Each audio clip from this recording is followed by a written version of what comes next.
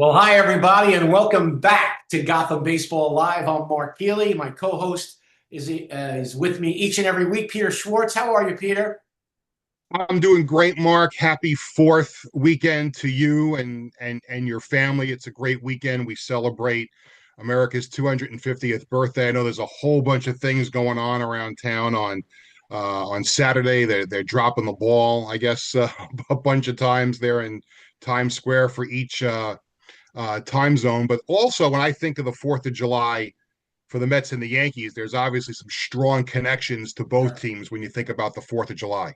Oh, absolutely. You think about so many things. I mean, obviously, baseball is such a huge part of, the American experience. Baseball, hot dogs, apple pie, and Chevrolet. Remember Chevrolet. the old Yeah. song, Yeah. Look, baseball has always been part of my DNA, and I know it's part of yours too. And, I always think about, and we talked about this a little bit before when we talked about John Sterling earlier on the podcast. Such a big part of the baseball experience in New York, but he was also a big part of the baseball experience in Atlanta as the play-by-play announcer for the Braves. And certainly, if you've never seen it, and look, obviously as a Met fan, I watched that 19 Yeah. inning monstrosity in 1985 against the Braves with the Rick Camp home run and just how incredibly insane that game was. I think it was like 7 hours long, or like 6 hours and Yeah. 7 hours long. Um, do you have you seen the John Sterling call of Oh that yeah. Rick Oh Camp yeah. home run? No, that's usually the call. Like when people, when there are social media posts, hey, remember what happened on this day? Right, They generally play the John Sterling and not necessarily the Met broadcast. right. And it's interesting to bring it up because for a lot of Yankee fans, a lot of younger Yankee fans will not even remember or even know that John Sterling was the voice of the Atlanta Braves on TBS, WTBS, before he came to New York to become the Right. Yankees radio broadcaster. And he was phenomenal on that call. He said, if Rick Camp hits a home run here, it's going to be like the nuttiest thing.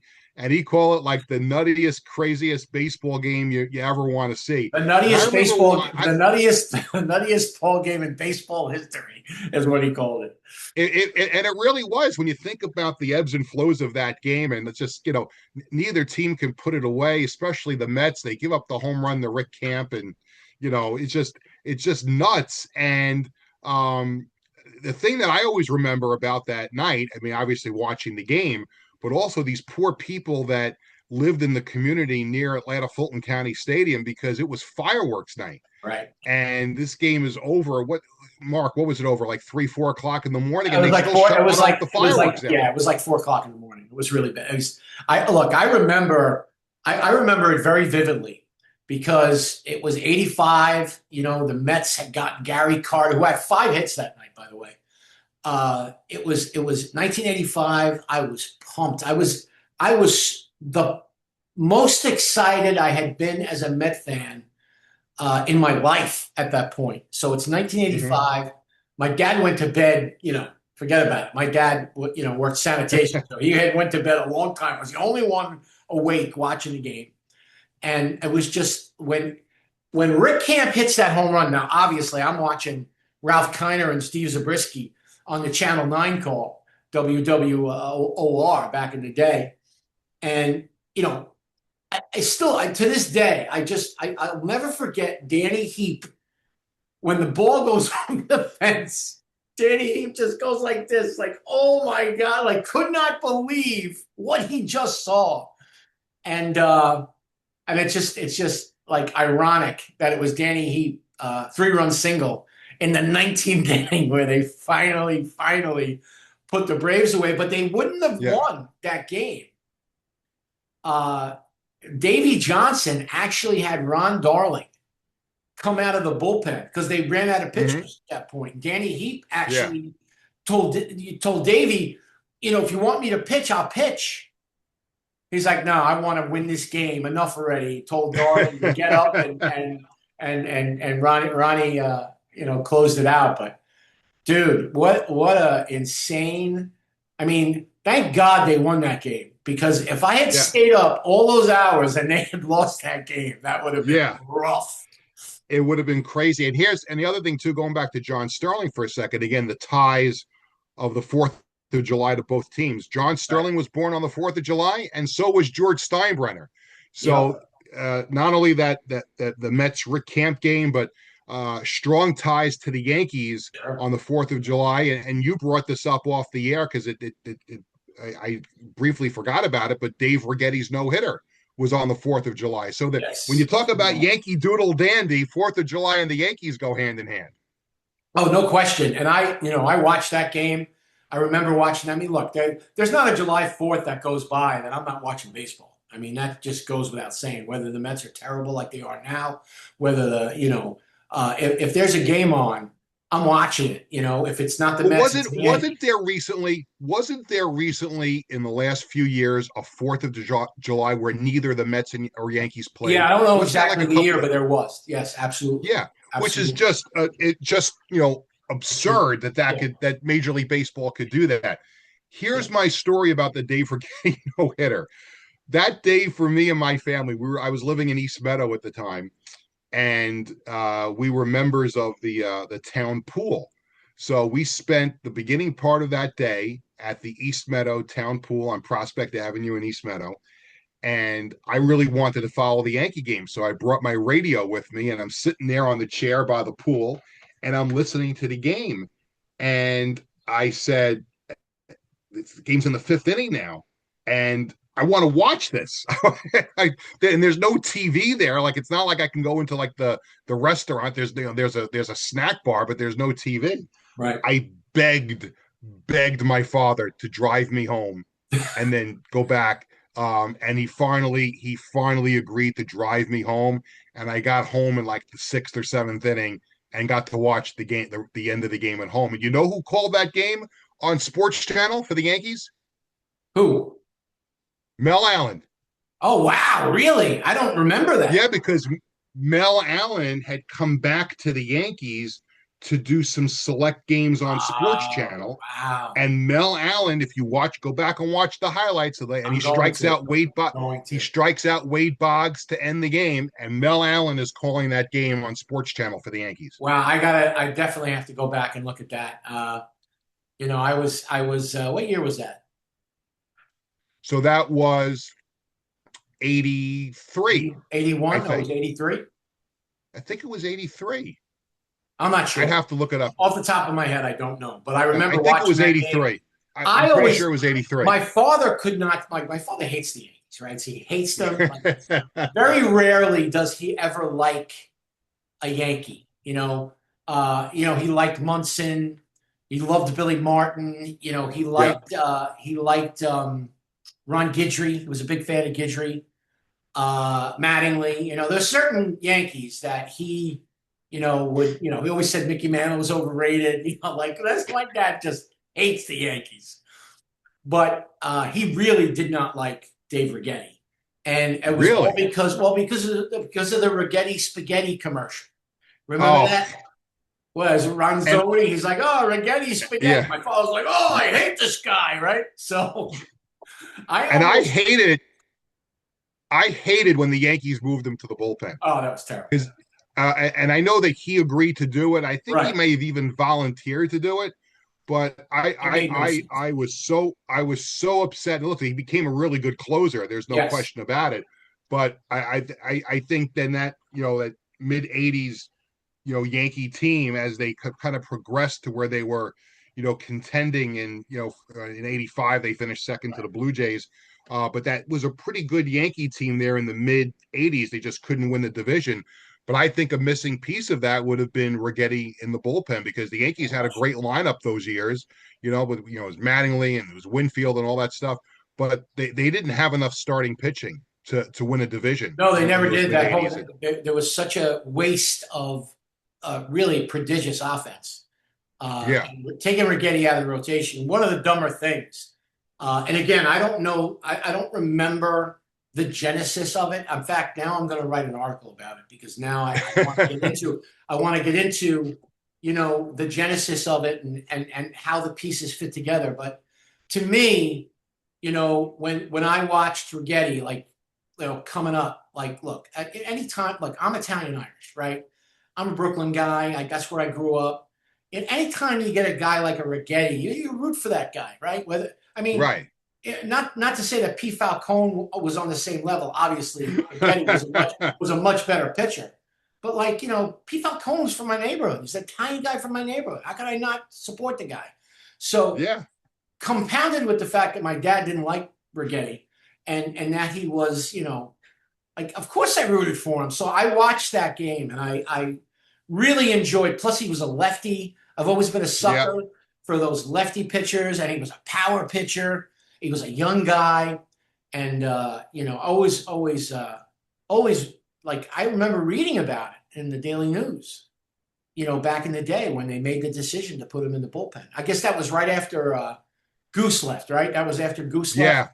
Yeah. I'm just again, I'd have to look it up too because I don't remember exactly what the circumstances were, but the Yankees probably just didn't know what they were going to do for a closer, and they just that was the direction that they went. And I remember being, bitterly upset Yeah, that they did that. And sure. then he went on to a really good career as a closer, and then he became a really good pitching coach in the Yes. major league. For the I wish, Giants, I never. wish, I wish the Mets had a guy like Dave Righetti as the pitching coach. I wish baseball had more guys like that because, again, I don't know if you caught my friend on Twitter, Master Flip. He did a translation of the interview that Jorge Posada did, talking about analytics and talking about the state of the game and talking about, how baseball has lost its way. Yeah, yeah, Like the robotic nature of baseball, and I just want to say this about Master Flip. He's been doing it all season and off season. He's been translating these.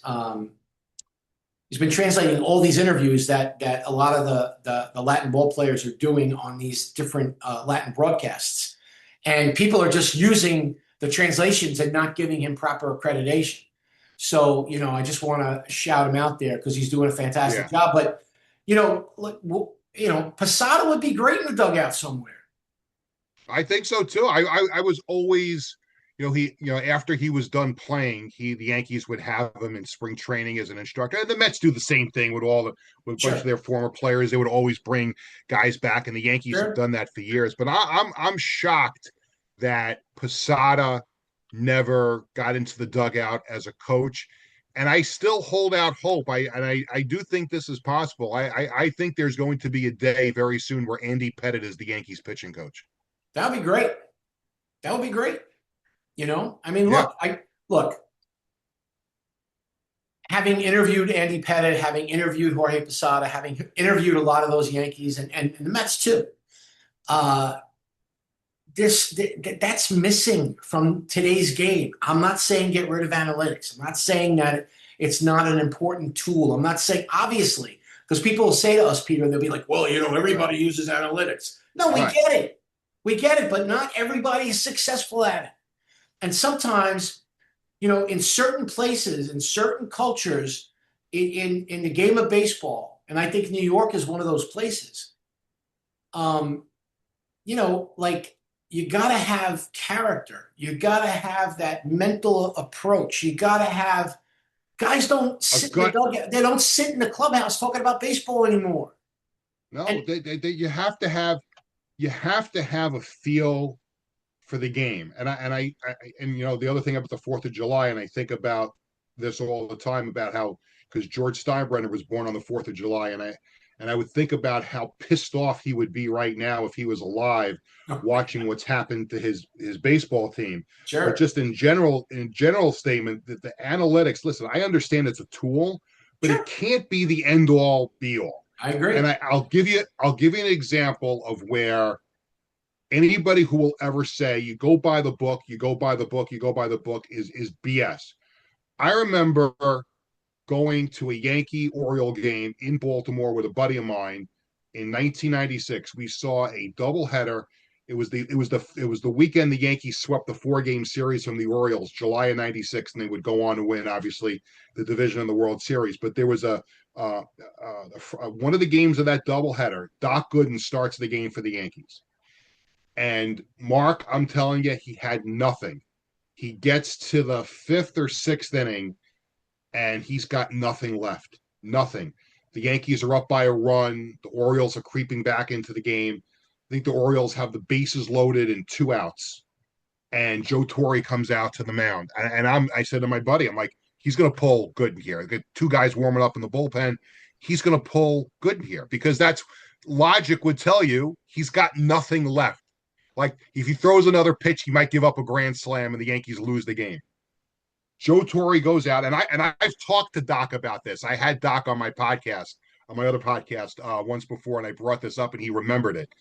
Torre goes out to the mound and talks to him, and for some reason, Joe sticks with him. He sticks with him. I'm shocked. I think everybody in Camden Yards that night was shocked. And Doc gets out of the inning, gets the next guy to pop up, whatever it was, and the Yankees go on, sweep the doubleheader, sweep the series. But that's like Joe Torre could not manage under the current No, climate. no.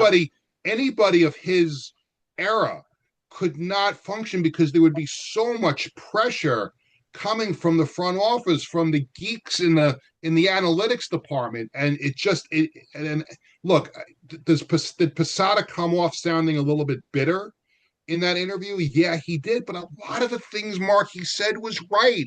The game has changed, and look, I think there have been some changes to the game for the better. I love the pitch clock, I really do. I think that was one of the best things they ever did for No, baseball. I I don't have a hate problem with it. Yeah. Right. I hate the ghost runner. I think it's the worst, one of the worst things they ever did. I actually don't like the shift. I know some people do the banning the shift. Some people like it, some people don't. I just always thought it was part of the game. Whatever. If you don't like the fact that they were shifting against you that side, just learn how to hit the ball the other way. Exactly. But just the whole the it seems like the soul of baseball is so much different now than it was when you and I were growing up. No, there's no question about that. I mean, did things change? But what I don't like, Peter, this is what I don't like. I've been loving the game of baseball my whole entire life, with all the changes, with the DH, with the Brewers going from the AL East to now they're a National League Central team. Weird stuff like the Astros are now an American League team. Like all the different things that have happened in the game, the NL getting the DH. I mean, look, you roll with it, you adapt, you overcome. But people today, what I don't like is that you and I are about the same age. And it's like, it's the only reason we don't like analytics is because we're old and we can't adjust. No, look, you're taking something that's not broken and you're trying to fix it, but you're doing a terrible job of it. And the fact I don't blame Jorge Posada for being bitter. I don't blame. I mean, Tino Martinez. I don't know if you remember this, but Tino Martinez, I believe it was it with Florida or Tampa, with the Marlins or with the Rays, where he was a coach, and he was being a little tough on the guys, making them go pick up like fly balls that were shagged or whatever, and like he basically got chased out of town as a coach because they said he was too mean to the players. Yeah, I mean, these guys make more money than they ever have. The managers basically have no say. Everything flows through the general manager or the president of baseball operations. And every team is controlling its message in such a way that fans, media, none of us can ask why. Why is this decision made? Why is this happening? And it hasn't made the game better.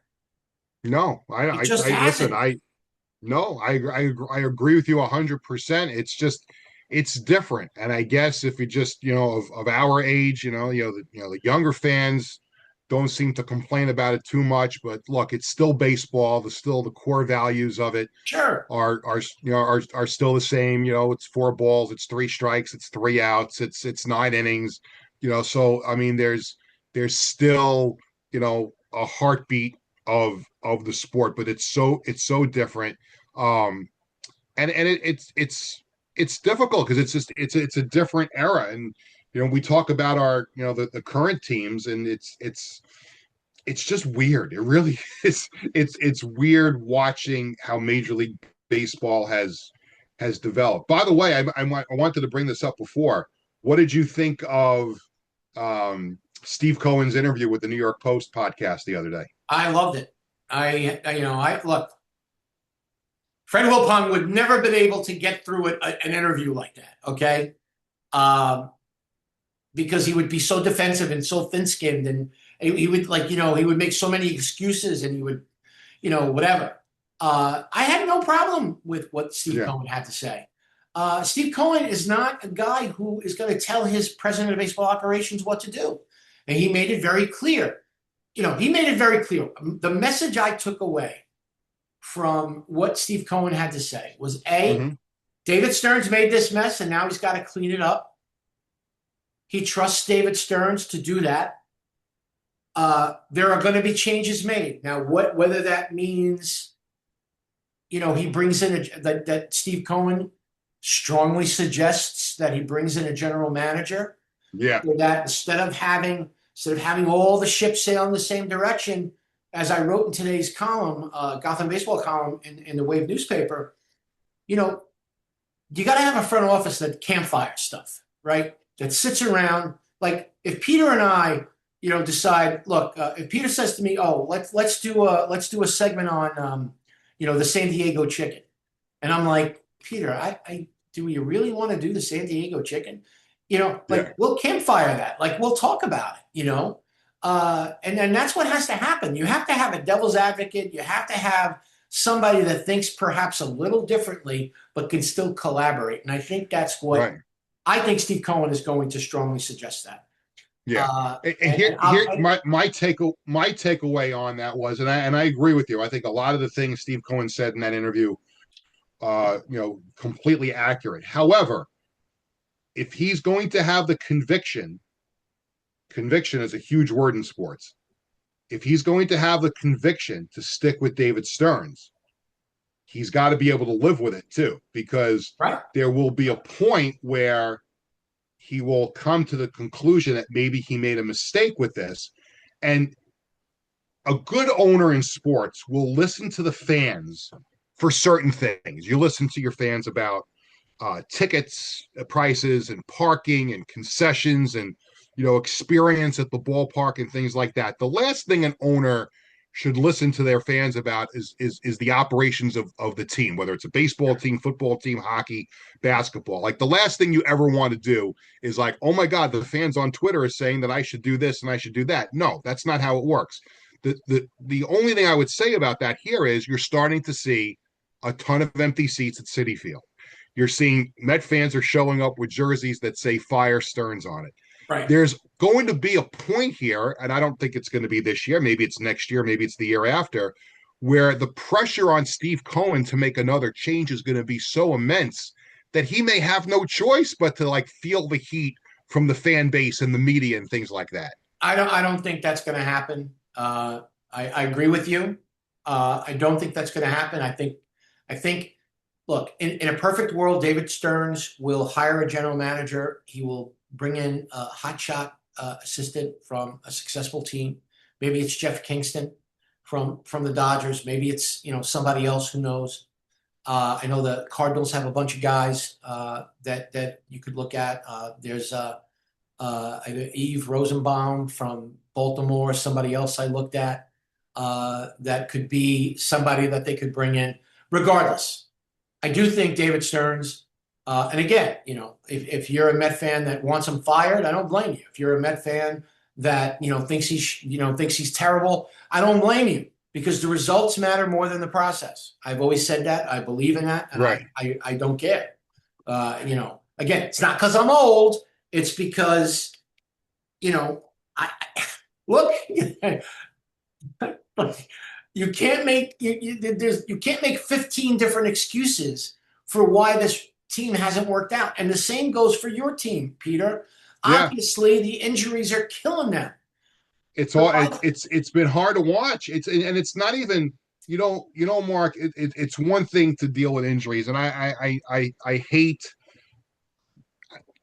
I don't want to ever sound that I'm bitter to the point where I blame everything on injuries, because I don't think that's the end all be all it's to not. everything. And obviously, when you look at the Yankees, I mean, they've lost arguably the best player in baseball. They've lost Stanton, who's been, say what you will about him during the regular season, but he has been a key player for the Yankees in Sure. the postseason play. So you got to get there. They lost Grisham. They lost, one of their ace pitchers in Max Fried. So these are all facts. They're not Right. excuses, but I don't want to put it into the excuse category. Bottom line is the guys who are being asked to step up and fill in are not doing the job. And and Garrett Cole has had a couple of bad starts, and Yes. Cam Schlittler had an awful start the other day. So it's not just the reserve players who are not doing the job. Ben Rice and Cody Bellinger stopped hitting. Yep. So it's like how much more blame do you want to put on the guys who aren't there? How about we look at the guys who are there that are not competing? Now, I will say this, and I don't know how this weekend is going to go, but if there was ever an antidote for Yankee woes, it is when they play the Minnesota Twins. Yes. Because if you go back, if you go back to the last 20, 25 years, I think the Yankees must have like a 90 winning percentage Oh, against the Minnesota absolutely. Twins. They have literally been just, a punching bag for the Yankees. Now, again, we don't have murderers row up there for the Yankees this Right. weekend. We don't have a pitching staff of five aces. We have an arson squad for a bullpen. But if there was ever hope that in a way the Yankees can get it turned around, it's with the Minnesota Twins coming to town this weekend. And look, the Yankees certainly, they've certainly had a much better season than the New York Mets, but they have kind of the same problems, when it comes to depth, when it comes to having these young guys step up when they're called upon. And frankly, look, do I think Brian Cashman's going to fire Aaron Boone? No, but Aaron Boone's part of the problem too.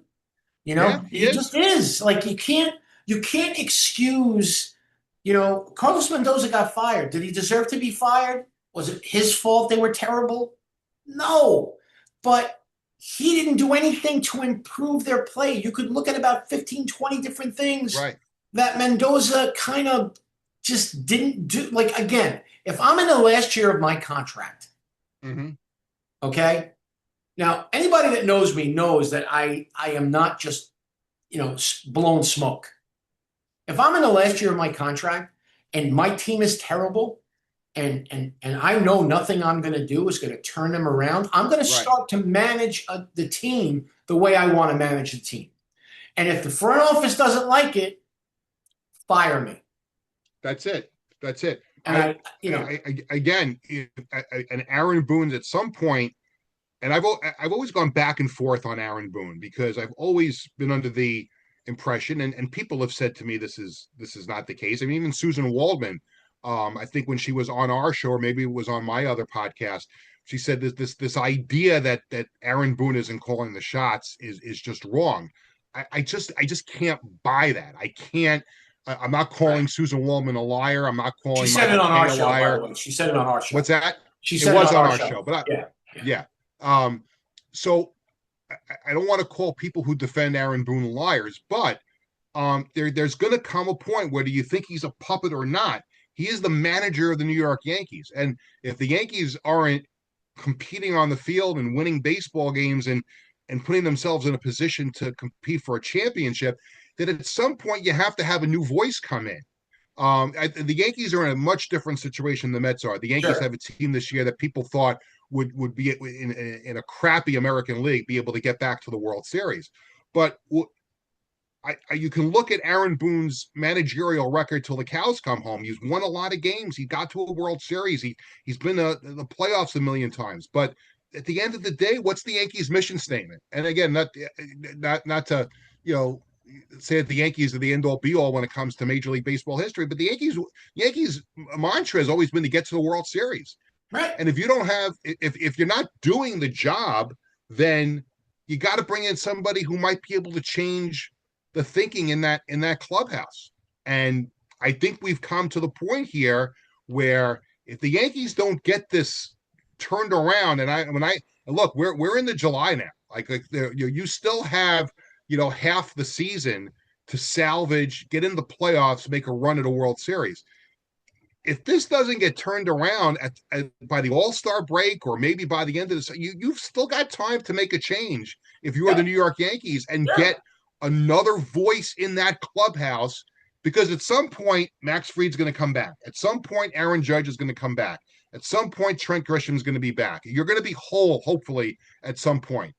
Are we going to still see the same things? Are we still going to see the same team that doesn't hit with runners in scoring position? Are we still going to see the same team that throws the ball around the infield, like as John Sterling, may he rest in peace, said, like they were drunk? Like, something's got to change. right. Well, here's the thing too, Peter. You can't have it both ways, right? You can't say that, oh, Aaron Boone, and again, Susan Waldman, always tells the truth, right? So, but you can't have it both ways. If Aaron Boone isn't a puppet, and Aaron Boone it manages the team on his own, Right. and he's done a terrible That job. he's responsible. Exactly. That he's responsible for this. Like, which is it? You can't have it both ways. You can't excuse him and blame Cashman, but then by the same token, defend him and then say, oh, he's not a puppet. Well, something is definitely, rotten in Denmark, right? So, yeah. Let's just hire Jorge Posada and call it a day. Right. No, it's going to be very interesting because that job's not for everybody, right? Not everybody can do that job. Aaron Boone, to me, look, I always thought the hire was odd. I would have never fired Joe Girardi in a million years. I enjoyed covering Joe Girardi. I expect a manager to be a little brusque with the media. He doesn't have to kiss my butt as long as he answers the question. And if he doesn't answer the question, I would take him back right now out of the broadcast. In a second. I would love him to be the next manager of the Mets.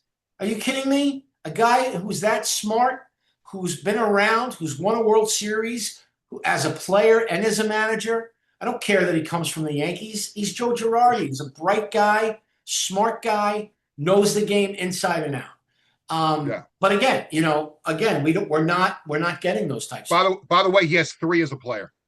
That's right. Correct. Correct.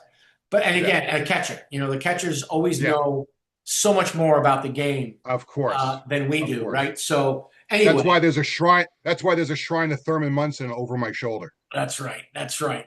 Thurman was great. So look, Peter. I want to wish you and your family a great, happy 4th of July weekend. I hope you get to enjoy it. I hope you get to relax, and all the best, my friend. Really enjoyed the show today. Thank you. I appreciate it. Belated happy birthday to you here on the show, because you recently celebrated a birthday. Yes. My wife's birthday was on Wednesday, on July 1st. We've got mine coming up on July 14th. I'm not going to tell you how old I am, 59, but you're only a year older than me, buddy. Yeah, so it's birthday season. It's 4th of July season. It's birthday season. That's right. Well, happy birthday to Cheryl. A early happy birthday to you. I got to write it down now, July 14th. And it's always a pleasure, my friend. That's been Gotham Baseball Live for this week. We'll see you next week. We're hoping to get a special guest. We'll be working on it for you folks. And in the meantime, be safe, be happy, and happy 4th of July.